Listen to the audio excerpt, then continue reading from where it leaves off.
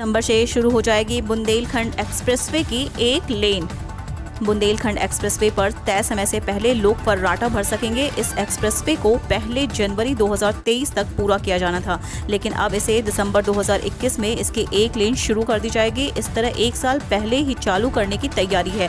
यही नहीं, इस एक्सप्रेसवे के कारण आगरा लखनऊ एक्सप्रेसवे पर काफी ट्रैफिक भी बढ़ जाएगा, जिसके चलते टोल टैक्स से आमदनी भी दुगनी होने की तैयारी है। चित्रकूट से इटावा तक बने रहे 296 किलोमीटर के बुंदेलखंड एक्सप्रेसवे का 65% काम अगले फरवरी 2023 तक पूरा करने का लक्ष्य रखा गया था, लेकिन तेजी से काम होने के कारण एक्सप्रेसवे परियोजना अब तक 67.29% काम पूरा हो चुका है। कोरोना और बारिश के मौसम के कारण काम की रफ्तार भी प्रभावित हुई। यही नहीं, एक्सप्रेसवे की 205 किलोमीटर लंबाई में मुख्य सड़क बन चुकी है। 2.5 लाख की आबादी को मिलेगा अपना घर। 50 हेक्टेयर में होगा न्यू कानपुर सिटी का सेक्टर 1। 40 साल बाद न्यू कानपुर सिटी बसने की राह साफ होने लगी है। केडीए ने परियोजना के लिए जमीनों का सीमांकन किया है। इसे कई सेक्टरों में बांटा गया है, जिसका सेक्टर 1 लगभग 50 हेक्टेयर का होगा। लगभग 2.5 लाख की आबादी को इस परियोजना में आशियाना मिल सकेगा। न्यू कानपुर सिटी के लिए गठित की गई समिति ने विभिन्न गाँव के जमीनों को मिलाकर सेक्टरों में बांटा है। सबसे बड़े सेक्टर 1 में गंगपुर, चकबदा, हिंदूपुर और संभरपुर की ज्यादातर जमीनें रखी गई हैं। हिंदूपुर में आरआरजी नंबर 623, 624 और 225 इस सेक्टर की सीमा होगी। इसी तरह गंगपुर, चकबदा की आरआरजी नंबर 72 और 73 को इसमें शामिल किया गया है। तीसरे नंबर की सर्वाधिक जमीनें संभरपुर की होंगी, जबकि बैरी, अकबरपुर, कछार और सिंहपुर कछार की आंशिक जमीनें इस सेक्टर का हिस्सा बनेंगी। प्रधानमंत्री मातृ वंदना योजना के लक्ष्य के करीब यूपी।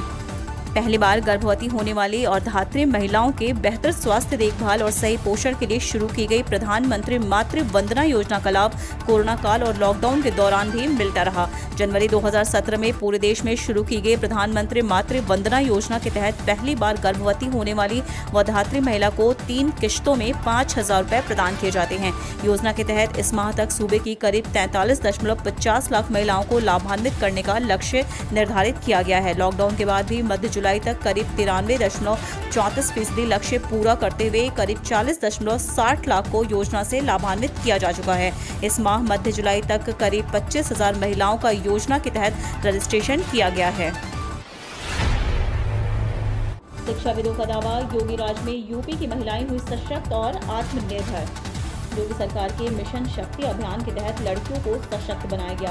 उन्हें आत्मरक्षा की ट्रेनिंग दी गई। अभियान के तहत बालिकाओं को विभिन्न स्किल्स की ट्रेनिंग दी गई, जिससे वे आत्मनिर्भर बनी। अब तक 80 लाख से ज्यादा ग्रामीण महिलाएं इस अभियान से लाभान्वित हुई हैं। इसके अलावा प्रोफेसर पूनम कुमारी ने महिला सम्मान प्रकोष्ठ योजना, एंटी रोमियो स्क्वाड जैसी योजनाओं को स्कूल और कॉलेज जाने वाली लड़कियों के लिए वरदान बताया। प्रोफेसर पूनम ने भ्रूण हत्या के विरोध चलाई जा रही मुखबिर योजना, पिंक बस सर्विस, विधवा पेंशन योजना की भी सराहना की। सीनियर सिटीजन को इस पेंशन स्कीम में मिलेंगे 1.1 लाख रुपए। सर्विस टैक्स में भी छूट। उत्तर प्रदेश के वरिष्ठ नागरिकों के लिए अच्छी खबर है। सरकार ने वृद्धजनों के लिए प्रधानमंत्री वय वंदना योजना की शुरुआत की है। इस योजना में निवेश करने वाला व्यक्ति सालाना 1,11,000 रुपए पेंशन पा सकता है। बुजुर्गों के जीवन के लिए अति महत्वपूर्ण है। यह योजना एक सुरक्षित भविष्य के साथ गंभीर बीमारी के इलाज की भी गारंटी देता है। योजना की अवधि 31 मार्च 2020 तक थी, लेकिन इसे मार्च 2023 तक बढ़ा दिया गया है। योजना के संचालन की जिम्मेदारी जीवन बीमा निगम को सौंपा गया है। पीएम वंद योजना का लाभ लेने वालों की न्यूनतम उम्र 60 वर्ष होनी चाहिए। अधिकतम उम्र की सीमा नहीं है। एक व्यक्ति अधिकतम 15 लाख रुपए इस स्कीम में निवेश कर सकता है। इस योजना में पेंशन के लिए एक मुश्त राशि का निवेश करना होता है।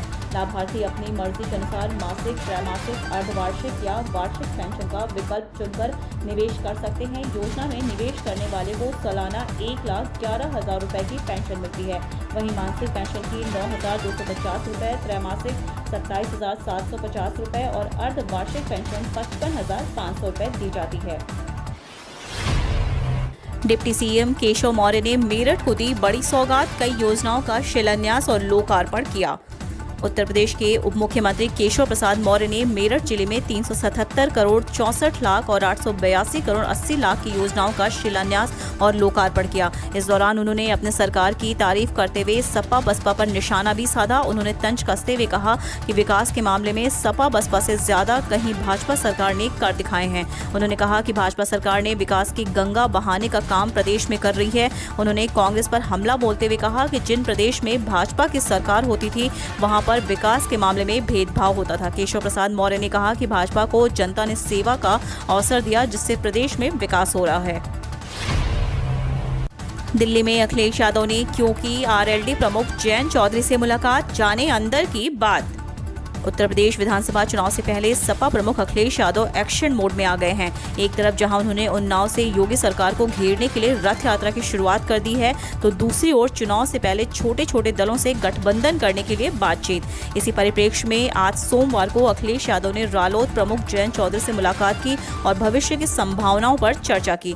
आज दिल्ली में सपा प्रमुख अखिलेश यादव ने आरएलडी प्रमुख जयंत चौधरी से मुलाकात की। अखिलेश यादव ने सबसे पहले स्वर्गीय चौधरी अजीत सिंह को श्रद्धांजलि दी। इसके बाद दोनों नेताओं ने विधानसभा चुनाव से पहले की रणनीति को लेकर आपस में चर्चा की। अखिलेश यादव पहले विधानसभा चुनाव में बड़े दलों से गठबंधन को लेकर स्पष्ट कर चुके हैं कि उनके साथ गठबंधन नहीं करेंगे, लेकिन छोटे छोटे दलों के साथ गठबंधन बनाकर वे चुनाव में जाएंगे।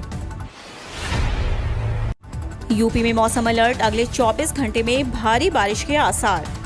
मौसम विभाग ने अगले 24 घंटे के दौरान उत्तर प्रदेश के कुछ इलाकों में भारी बारिश होने का अलर्ट जारी किया है। राज्य में 27 और 28 जुलाई को कहीं हल्की बारिश तो कहीं गरज चमक के साथ बौछारें पड़ने का सिलसिला जारी रहेगा। बीते 24 घंटे के दौरान प्रदेश के कुछ हिस्सों में सामान्य बारिश हुई और कहीं कहीं गरज चमक के साथ बौछारें पड़ी। इस दौरान प्रदेश में सबसे अधिक 5 सेंटीमीटर बारिश प्रतापगढ़ के कुंडा में रिकॉर्ड की गई। इसके अलावा बांदा और बबेरू में 4-4, ललितपुर, प्रतापगढ़ के रानीगंज में 3-3, महोबा और बांदा के अतर्रा में 2-2 सेंटीमीटर बारिश हुई। चुनाव से पहले 1 लाख रोजगार देगी योगी सरकार, मनरेगा मजदूरों की निगरानी के लिए होगी महिला मेट की नियुक्ति। यूपी में आगामी विधानसभा चुनाव को देखते हुए बीजेपी जनता को लुभाने में कोई कसर छोड़ना नहीं चाहती है। यही वजह है कि गांवों पर सरकार की खास फोकस है। बेरोजगारी बीजेपी के लिए एक बड़ा मुद्दा रहा है। विपक्ष हमेशा ही इसी मुद्दे को लेकर बीजेपी को हमेशा घेरती रही है। अब सरकार गांवों में 1 लाख रोजगार देने की तैयारी कर रही है। सरकारी नौकरी के अलावा मानदेय पर भी नियुक्तियों की प्लानिंग सरकार कर रही है। सरकार की योजना पंचायत सचिव और महिला मेट की नियुक्ति करने की है। इसके साथ ही सरकार शिक्षा मित्रों का मानदेय बढ़ाने पर भी विचार कर रही है। हर दल की तरह बीजेपी भी जनता को लुभाने में पीछे रहना नहीं चाहती है। यही वजह है कि नई रणनीति बनाने जा रही है। बेरोजगारी के समले पर काफी फजीहत झेल चुकी सरकार अब लोगों को नौकरियां देने की योजना बना रही है। यूपी के 11 जिले हुए कोरोना से मुक्त, 53 जिलों में नहीं मिला एक भी नया मरीज।